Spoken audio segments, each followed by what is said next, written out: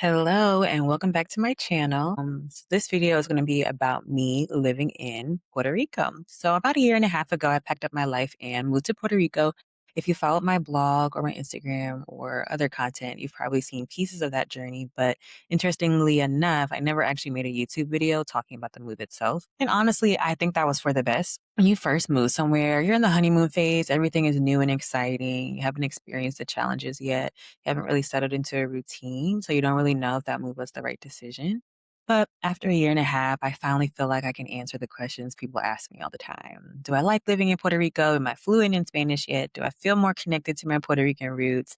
Have I made friends? Was it worth it? And would I do it all over again? For those that don't know me, I'm a therapist, business owner, and military brat. Before moving here, I spent about 8 years living in the DC, Maryland, Virginia area, and I moved to Puerto Rico for three main reasons. First, I wanted to reconnect with my Puerto Rican roots. I grew up with my Black mom and her family and never really grew up around my Puerto Rican side. I didn't learn Spanish growing up. I wasn't immersed in the culture. And there were times where I questioned how connected I really was to that part of my identity in general. So second, I wanted to become fluent in Spanish, specifically Puerto Rican Spanish. I spent years studying. I took Spanish in high school and college. I lived in Panama. I traveled to a lot of Spanish speaking countries. I took Spanish classes. I maintained a Duolingo streak for over 400 days, and I still didn't feel confident speaking. And the last thing was that I was burned out. So I was always working, constantly stressed out, constantly rushing from one thing to the next. I was experiencing panic attacks, stress related health issues, and I kind of just knew I needed a lifestyle change.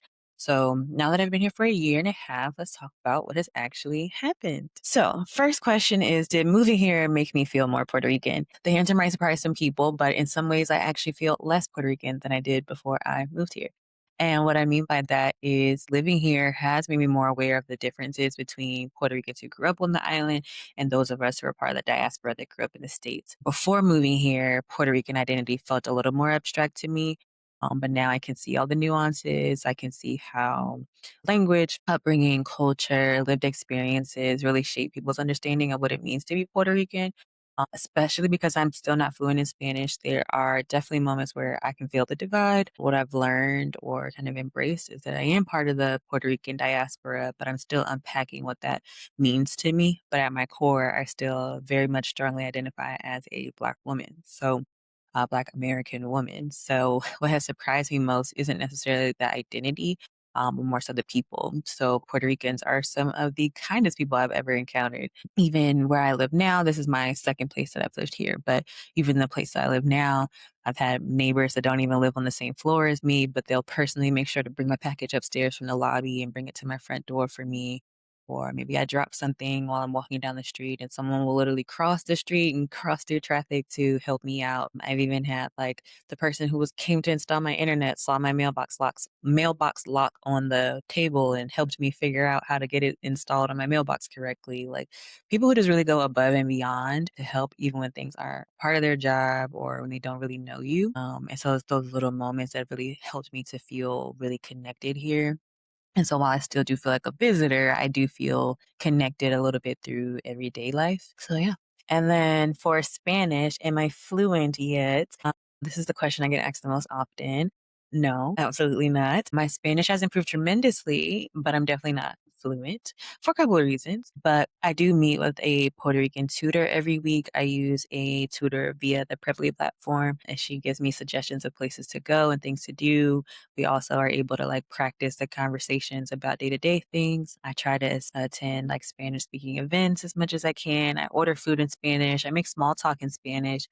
I really try to create as many opportunities as possible for me to use the language. Put my phone in Spanish. I watch the news and read the news and listen to telenovelas and listen to music and things in Spanish. But I think one of the challenges really is that I live in San Juan where a lot of people speak English. So many times I might start speaking English to somebody and people kind of immediately switch to English once they hear my accent. Even when I think I've perfected the accent a little bit, they're like, oh yeah, no, like, it's like they'll hear a slight way I'm saying a word differently and they start talking to me in English. And I think initially that was really frustrating because I'm actively trying to learn. But eventually I realized that one, from what I understand, some people were just taught to do that out of respect thing or just like to make things easier for you or whatever else. But I also know that some people are also excited to practice their English with me, just like I'm excited to practice my Spanish with them. So I kind of let that frustration go a little bit. I do understand a lot of Spanish and have gotten adjusted to the Puerto Rican accent specifically, but I can understand far more than I can speak. When I first moved here, Puerto Rican Spanish just sounded like way too fast for me, especially because I went to Guatemala right before I came here, and Guatemalan Spanish way different, way I could understand it. I was like, "Oh," and I felt so confident coming here because I was like, "Oh, in Guatemala, I understood a lot of things and I was speaking good." And then I came here and they were like, "We don't even have a word for that. We just use the English word for those things." So definitely took some time to get adjusted to the Puerto Rican dialect, but now, a year and a half in, I definitely can follow the conversations easily. I've become familiar with the accent a little bit and the rhythm of how people communicate. It is still embarrassing sometimes because I will go to the gym in a gym class and the instructor will be saying to do something, a specific move or something like that, and I don't think I know what she said, and then I'll start doing it, and then walk up to me like, "Do you speak Spanish?" And I'm like, "Oh, yeah, estoy aprendiendo, I'm learning," and they'll be like, "Girl, because I said do this other thing." And I'm like, "Okay." And so, that's sometimes still embarrassing and also lets me know that I clearly still have a long way to go. But overall, I would say, like, the daily exposure to Spanish has made all the difference. So, not fluent yet, but Spanish doesn't feel just like something I'm just studying. It does feel like it's a progression there, and I would say I'm getting close to intermediate level on the, comprehension part, but not on the speaking. So, let's talk about mental health, stress, and overall quality of life. So, this has probably been one of the biggest positive changes about living here. Before moving here, my body was telling me that something wasn't working. So I was having panic attacks, my hair was falling out, I was having all these stress related health issues, and I just was like constantly overwhelmed. And today, my life doesn't look like that at all. My life is completely different. So I take walks every day. My mornings, I have nice slow mornings. I have hobbies now. I have downtime, things that I would have never thought I would have before. And I really just had space to simply exist without feeling guilty about it. And the changes have been really measurable too. So, like I said, my hair is growing and thriving. Resting heart rate, my average resting heart rate went down by like 20 beats per minute on average. I sleep 8 to 10 hours a night. I'm getting 10,000 steps a day. My blood pressure is normal. My blood work, I just got blood work done recently. All that's normal. So I genuinely feel like the healthiest that I've felt in years.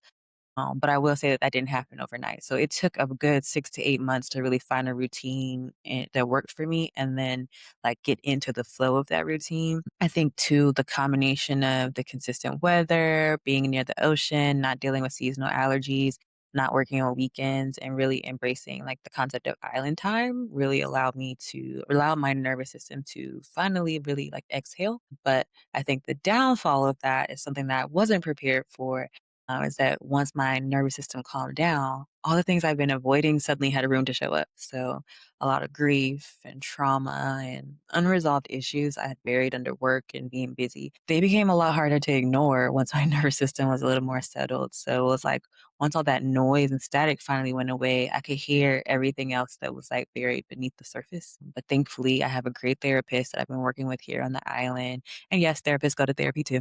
But the greatest gift the move has given me has really been not just better health, but really like that space to really heal in ways that I wouldn't have imagined I would have been able to if I stayed in DC. The next question is, have I built community here? Building friendships as an adult is hard, especially for someone like me who's naturally pretty introverted and I tend to keep to myself. It takes a lot of intentional effort to even get out and meet people in general, but especially here where sometimes there's a language barrier. So there's definitely been moments where I felt really lonely here.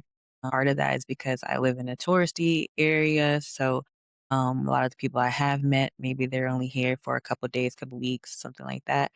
You meet amazing people and then they leave. And then, I do have people here that I consider community, but it's a relatively small group. And, to be honest, I'm okay with that. I don't really drink much. I don't party. I work from home. So many of the traditional ways that people my age meet friends is like don't naturally fit into my lifestyle. I'm also not an athlete, so I could try to join a run club, a pickleball club, whatever else, but I'm not good at those things. So then it just becomes like those are the things I think are the ways that people tend to naturally meet people that I just don't really get a chance to do. So I would say overall, building community has been a work in progress, but I've learned that it's possible. It just takes a lot more intentionality than than I am accustomed to. So then the other question here is like, did I actually stop hustling and working too much?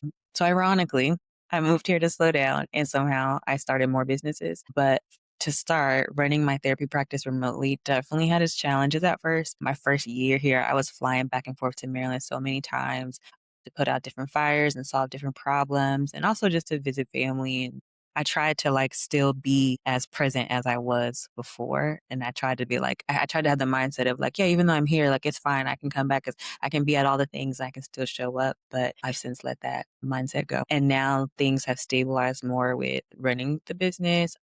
Remotely. I found a rhythm that works. And then now, because I haven't spent all my energy just surviving, I've actually had opportunities to like get in more creative zones. So I started a podcast to kind of go along with my consulting business. I have an Etsy shop selling greeting cards and stickers and things like that. And I've just spent more time like creating things and exploring ideas that genuinely have been interesting to me that I just never really had time for. So the difference is before I was working to keep up and like maintain the lifestyle I had created for myself versus now I'm creating and doing business stuff because I actually have the energy to do it and want to do it. So what does my life look like now? Honestly, my life is pretty simple and even keeled here. So most weekdays I wake up, take a walk, go to the gym, get some coffee, have some breakfast, and then work from like 10 to 7. After work, I'll be on the phone with friends and family back home. I might color or spend time working on my hobbies. So it's not like a glamorous life, but it's very peaceful. And then on the weekends, I tend to take more walks, longer walks, maybe go to the beach, maybe try out new cafes or restaurants or yeah, just sit at the beach. So it's interesting because when I compared my life in Maryland to my life here in Puerto Rico, it's been lots of walking and movement. So, I wear an Apple Watch all the time. So I track all my steps. And then, so the last full year that I lived in Maryland, I walked about 95 miles total. But my first full year in Puerto Rico, I walked over 450 miles total. So that alone lets you know how much more active and outdoors my life has become. So yeah. What I love most about Puerto Rico and living in Puerto Rico is Puerto Rico constantly reminds me that life doesn't have to be rushed. I love the culture. Puerto Ricans are incredibly proud of who they are. There's always a festival. There's always a parade, a market, a celebration happening somewhere. I've learned to love island time.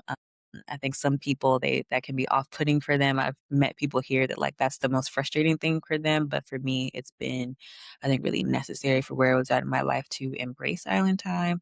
It was an adjustment. I remember the first time like one of the first few weeks I was here, this lady was like, "Oh, you walk like an East Coaster. Oh my gosh, you're walking too fast." So I've learned to like slow down. I still talk fast, but I learned to slow down and take my time with things. Now, island time is one of my favorite things as I've learned that not everything needs to happen immediately, not everything needs to be optimized. And my nervous system is so grateful that I've learned that lesson.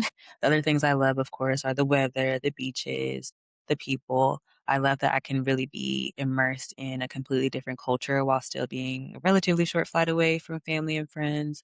So, like Puerto Rico, even though it is a US territory, it's still its own unique cultural space. So, being able to be immersed in that while still being a little bit connected to home is really nice. What's been harder than expected, I think in general, learning a new language in your 30s is hard, like really hard.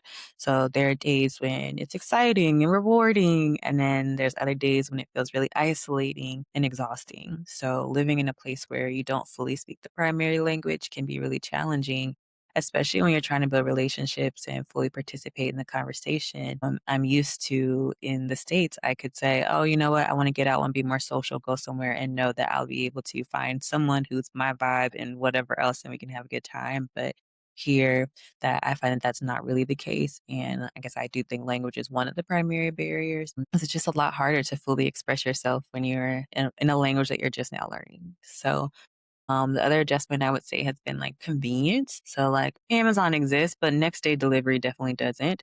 So sometimes you'll order stuff and it comes in 3 days, and other times it comes in 3 weeks. So some companies they still won't even ship here at all. So, I have to if I really need something, I have to order it in advance so I, can make sure I get it by the time I actually need it. Or order stuff to get sent to my mom, get her to send it to me, things like that. But I think all in all, those are small inconveniences really and definitely, but still a part of the reality. Would I do it again? If I could go back in time and make the decision or, decide whether or not I'd want to move here, I absolutely would without question. But interestingly enough, I wouldn't recommend it to everyone. I would recommend it to people who are open-minded. Puerto Rico is a US territory, like I mentioned, but it is very much its own place. It has its own culture, its own values, their own way of doing things. If you come here expecting to function just like the major US city that you come from, you're probably going to be very disappointed. Things move at such a different pace. The power might go out, the water might go out. Government processes don't look the same way don't work the way that you're used to. And if you're not really willing to adapt to that, those things will become incredibly frustrating. I've met so many people here who their struggle is like trying to make Puerto Rico work for them the way their hometown has worked for them. But for me, I came here wanting to experience Puerto Rico for what it is. I wasn't trying to make it an extension of what my life was in DC. And so for me, I think that made the adjustment feel easier. But if you're coming to just like make it an extension or to just to like live the lavish life or vacation lifestyle or whatever here and still keep up with all the things you're accustomed to in the States, like you probably won't feel as comfortable. So Puerto Rico's definitely not perfect, but really nowhere it is. And for me, the trade-offs have been more than worth it. So all in all, when I moved here, I thought I was moving to learn Spanish and reconnect with my roots and, live my best life. And while those things are happening, what I didn't really expect is how much the move would change my relationship with myself. So, of course, moving here didn't solve any of my problems and it didn't make my life magically easier, but it gave me what I needed. And I think maybe what I desperately needed, like space to slow things down a little bit, space to heal, space to build like a lifestyle and a routine that feels more aligned with who I am as a person. And for me, that's made every challenge I've encountered really worth it. So yeah, overall, I love it here. So if you have any questions about living in Puerto Rico, about my journey to learning Spanish, about what it's like being a therapist here on the island, because I am licensed here, even though I can only provide therapy in English, or anything else I talked about today, let me know in the comments. And thanks for following along. I'll see you in the next video.